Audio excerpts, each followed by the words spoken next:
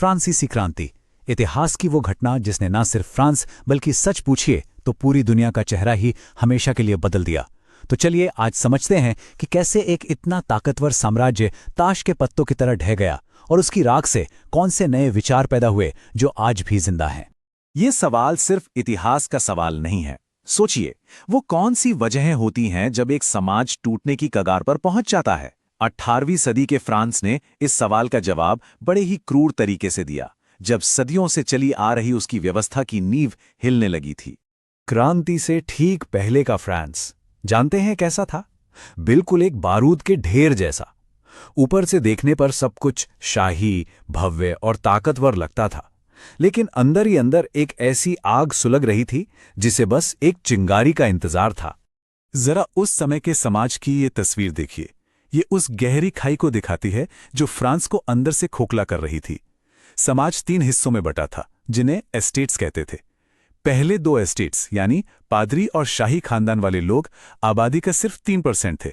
लेकिन मजे की बात यह कि सारे ऐशो आराम, सारी जमीन और सारे अधिकार इन्हीं के पास थे। और टैक्स वो तो ये देते ही नहीं थे। सारा का सारा बोझ उठाता था तीसरा एस्टेट, यानी कि 97% आम जनता, किसान, मजदूर, व्यापारी, सब। तो ये जो क्रांति हुई ना, वो किसी एक वजह से नहीं हुई। ये 4 बड़ी समस्याओं का एक जहरीला कॉकटेल था। एक तरफ समाज में जबरदस्त नाइंसाफी, दूसरी तरफ लड़ाइयों की वजह से शाही खजाना बिल्कुल खाली हो चुका था, तीसरी वजह एक ऐसा राजा था जिसे शासन चलाने से ज्यादा अपने शौक प्यारे थे, और इन सब के ऊपर हवा में तैर रहे थे आजादी और बराबरी के नए नए विचार। ये सब मिलकर फ्रांस को एक बड़ी तबाही की ओर धकेल रहे थे। तो माहौल तो जैसा कि हमने देखा पूरी तरह तैयार था, पर वो आखिरी चिंगारी कौन सी थी जिसने इस बारूद के ढेर में आग लगा दी? चलिए उस पल की ओर बढ़ते हैं। और वो चिंगारी थी पैसा। जी हां, पैसा। शाही खजाना इतना खाली हो गया था कि राजा लुईस 16वें के पास कोई चारा ही नहीं बचा। उन्हें एस्टेट्स जनरल बुलानी पड़ी। सोचिए, ये एक तरह की संसद थी जिसकी बैठक पिछले 175 सालों से नहीं हुई थी। राजा को लगा कि वो सबको बुलाकर नए टैक्स लगाने के लिए मना लेंगे, लेकिन ये उनकी जिंदगी की सबसे बड़ी गलती साबित होने वाली थी। और बस यहां से चीजें बिजली की रफ्तार से बदल गईं। जो बैठक सिर्फ टैक्स पर चर्चा के लिए बुलाई गई थी, वो देखते ही देखते एक पूरी क्रांति बन गई। कुछ ही हफ्तों में तीसरे एस्टेट ने कहा, असली सरकार हम हैं, और खुद को नेशनल असेंबली घोषित कर दिया। फिर पेरिस की गुस्साई भीड़ ने शाही ताकत के सबसे बड़े प्रतीक बैस्टिल के किले पर ही धावा बोल दिया। और फिर आया वो ऐतिहासिक दस्तावेज जिसने सब कुछ बदल कर रख दिया।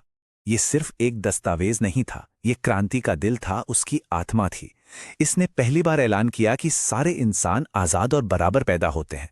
अधिकार किसी शाही खानदान में पैदा होने से नहीं मिलते, वो हर इंसान का हक है। और सरकार का काम हुकूमत करना नहीं, बल्कि लोगों के इन अधिकारों की रक्षा करना है। उस जमाने में ये बातें किसी धमाके से कम नहीं थी।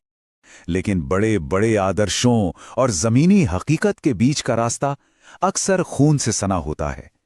बहुत जल्द आजादी, बराबरी और भाईचारे का ये खूबसूरत सपना एक भयानक दुस्वप्न में बदलने लगा। जरा इस स्लाइड पर एक नजर डालिए। क्रांति के 2 चेहरे बिल्कुल साफ दिखते हैं।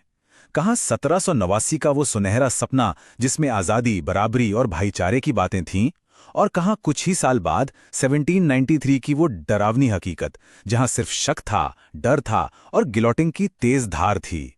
क्रांति अब अपनी राह से पूरी तरह भटक चुकी थी।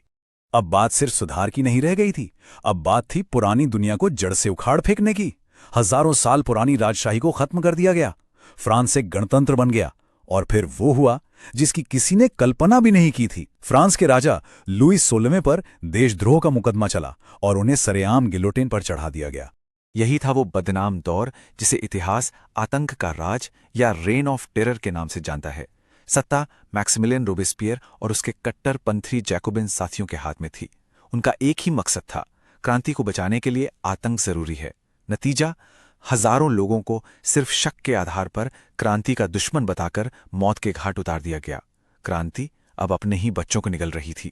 जब रोबेस्पियर के आतंक का अंत हुआ तो फ्रांस पूरी तरह से थक चुका था, लहूलुहान था। देश में पूरी तरह से अराजकता फैली थी। आतंक तो खत्म हो गया, पर अब आगे क्या? फ्रांस एक ऐसे चौराहे पर खड़ा था जहां से आगे का रास्ता धुंधला और खतरों से भरा था। इस पूरी उथल-पुथल और अराजकता ने एक खालीपन पैदा कर दिया था। रोबेस्पियर के बाद जो डायरेक्टरी नाम की सरकार आई, वो बहुत ही कमजोर और भ्रष्ट साबित हुई।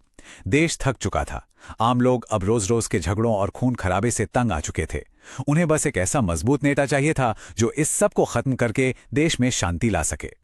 और वो मजबूत नेता सामने आया, एक नौजवान, करिश्माई और बेहद काबिल जनरल, जिसका नाम था नेपोलियन बोनापार्ट। 1799 में उसने एक फौजी तख्तापलट किया और सारी ताकत अपने हाथों में ले ली, और इसी के साथ 10 साल तक चली उथल-पुथल, उम्मीदों और आतंक के बाद फ्रांसीसी क्रांति का अंत हो गया।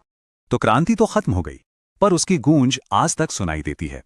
सवाल यह है कि 10 साल के खून खराबे और उथल-पुथल ने आखिर दुनिया को दिया क्या? इसका असर आज हमारी जिंदगी पर कैसे पड़ता है? आइए इसे समझते हैं। इसका असर जबरदस्त और दूर तक जाने वाला था। इसने फ्रांस से राजशाही को हमेशा के लिए खत्म कर दिया। इसने दुनिया को राष्ट्र का एक नया मतलब समझाया कि देश किसी राजा की जागीर नहीं, बल्कि उसके नागरिकों का होता है। कानून के सामने सब बराबर हैं, ये विचार इसी क्रांति की देन है। और इसी क्रांति की आग ने पूरी दुनिया में आज़ादी और लोकतंत्र के लिए लड़ रहे लोगों को एक नई उम्मीद, एक नई ऊर्जा दी।